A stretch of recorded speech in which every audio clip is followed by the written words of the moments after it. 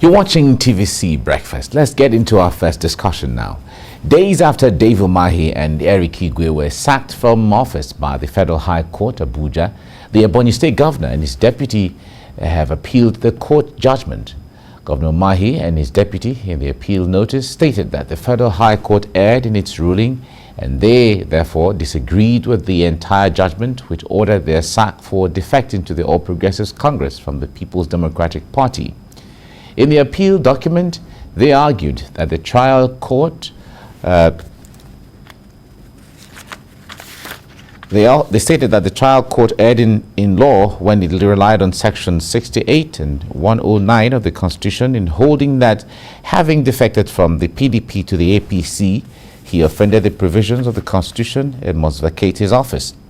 Governor Umahi and his deputy therefore asked the appellate court to set aside the judgment of the Federal High Court. This is the crux of our discussion in the next couple of minutes. And in that appeal, they also argued that the trial court was virtually setting aside the Supreme Court's decision in the case involving the Attorney General of the Federation and former Vice President Atiku Abubakar, to the effect that there is no constitutional provisions prohibiting president or vice and invariably the governor or deputy governor from defecting to another political party. So joining me in the program to make sense of all of this in the studio is a lawyer and political analyst, Fred Nzako. Fred, good morning. Good morning, Mike. Good to see you. Good to see you too. Great. Thank you. Now, when it comes to legal issues of this kind, yes, there are usually so many interests. The legal interest is there, the political interest is there, and then those who are, sit by and watch. The emotions are also involved sometimes based on the passion some people have for some supporters and for one political party or the other. But we have to look at the facts around all of these. Now, it's no longer news that High Court had, ordered the governor of Ebonyi State and his deputy to stop seeing themselves as the governor and deputy governor respectively. But talk to us from the legal perspective. Let's understand the issues around it. Well, in the first instance, the judgment, like you said, is no longer news. That judgment has been given. Is a final judgment of the Federal High Court sitting in Abuja. Legally speaking, the governor and the deputy governor say have window of appeal, okay. And then I understand that they have approached the appeal court to appeal, but appeal does not grant stay of execution. So I am sure that in appealing, they would have also asked the court for stay of execution of this judgment because it's a valid judgment. And if they do not ask for stay, then the judgment will be executed. And executing it means that they should stop parading themselves as governor and deputy governor. But once the stay of execution has been granted by the court, and then appeal is has been filed, and then they still have to go through. They will still have to retain their offices, and then go through the hog of appellate looking into scrutiny, and then before I don't know whether they are continuing or not. And of course, you know that they also have the window to go to Supreme Court if eventually they lose at the Court of Appeal. But Mike, the other aspect of it, which many Nigerians are worried about, is the morality behind such defection. In law, we talk about the doctrine of common law, okay, and the principles of equity. Equity and morality live in the same room. In another room is the doctrine of common law. The common law is a strict law application, in which case law as it is, law as the books have said. But the doctrine of equity, the principle of equity and the issues around morality would begin to query that law as it is. That is why so many people argue that, this judgment is faulty. Okay. Some say because it did not take into consideration so many other issues surrounding it, so in terms of the law. And someone that will tell you that the judgment is good because of the fact that our politics must not always remain nascent forever. There must be a time when our politics should grow beyond selfish interests and grow into politics of development. You and I were talking about politics of development just before we went on air. Yeah. How do we achieve that politics of development? Is it by continuing to rely on the doctrine, the strict doctrine of common law, which says that before a governor is removed from office, blah, blah, blah will be done, because the constitution has only made provision for the governor to stop being a governor for three reasons. Either the governor is dead, or the governor resigns on his own, or the governor is impeached. And that once a governor is sworn in and he has assumed office, the law also provides that he should not even be taken to court, all right, under the concept of immunity, that he will not even be taken to court on his person. You can only sue the office of the governor. You can sue the governor, but you cannot sue David Umahi, who himself is a governor. So all these issues are issues of law which surround this judgment. Some people now go to the extreme of carpeting the judgment and even throwing tantrums at the personality of the judge, which I find very unconscionable and very nauseating. Which, of course, David Umahi himself fell into that trap, that category that insulted the personality of the governor. I mean, of the judge. Of the judge. In his press statement, it was very, very unfortunate that a governor of David Umahi's standard would get to that level when he knows that he has two windows of appeal, at the appeal court and at the Supreme Court. For him to begin to disparage the judge was very pedestrian and unexpected of a governor of a state, a second-term governor who himself had also been a deputy governor at one time. Now, Nigerians must begin to address the issue. How do we want our politics to grow? Is it politics of development, or do we still remain with politics of selfishness? Do we bring in morality into politics and equity, or do we continue to tidy around the issue of, oh, it is lawful, oh, it is illegal, it is not lawful, it is not illegal? Otherwise, how do you explain that fact that a governor is elected on a particular political platform by the people on the grounds that the policies and programs of that political party appeal to the people, and the people now say, go and implement these policies and programs for us, because such election, you are holding that office in trust for the people.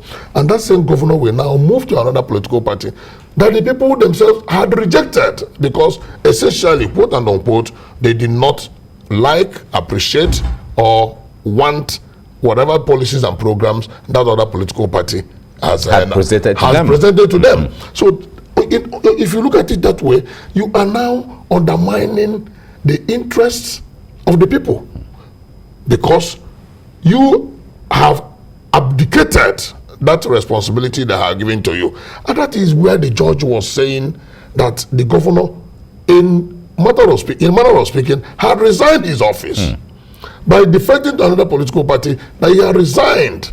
Therefore, some other person should come in to continue to carry through the programs and the manifesto of that political party that the people gave their mandate and the authority. So I want to salute the courage of the judge for bringing in to the fore this issue, because it is a sore point in our polity. And there's no Nigerian that will tell me that he is very comfortable with the spate of defections in politics, which they have termed political jumpology, that you keep jumping from one party to another, and that what it simply expresses is the fact that our political parties lack ideology.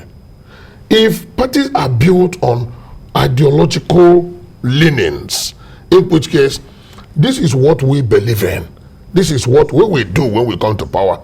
And the other group will say, this is what we believe in, this is what we do when we come to power. You now present the thing to the people. The people will now make their choice. The people will now make their choice. So it is immoral It is unethical. It is inequitable. It lacks justice that the people have made their choice based on what you have presented to them, and you now carry that their choice, dump it to the dustbin, and go with the programs that they never wanted. All right. So some lawyers had made reference to the precedence of Atiku Abubakar, the case of Atiku Abubakar in about 2007 or 2006, 2007, in a situation where the judgment around whether you lose your seat as deputy governor if you defect to another political party, and all of that. Yes. Are these cases related? To a large extent, they are related, but that is where I get worried because of inconsistency in adjudications and judicial decisions. Yes, there was this issue when Atiku Abubakar, in the heat of the moment, when he had problems with his boss, the then President Obasanjo, he left the PDP and joined the ACN, and he was taken to court on the ground that he had resigned. And the court ruled that he had not resigned because that his office was still intact. That was the first time the court started looking at it that way, that political parties were seen as mere vehicles to go to power. But that was the wrong one. That was when the seed of defection was wrongly planted in our polity. But some aspect of it is that there is inconsistency. If you juxtapose that position of the court with what happened when Alhaji Abubakar died in Kogi. Yes, in Kogi State. The same court insisted that the votes earned by Abubakar belonged to the political party. Exactly. And that was why the other party that came second in that election did not inherit the fruit of the election. And the party was asked to go and bring a fresh hand. Even the extent that James Faleke, his running mate then, insisted that now that the boss had died, that he will step in. Exactly. But he was told that you have not become a deputy governor. You are only, as at that time, yes. You're only a deputy governor elect.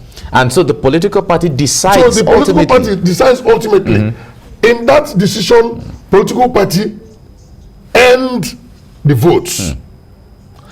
In the other decision, they say the individual ends the vote. Can you see the inconsistency?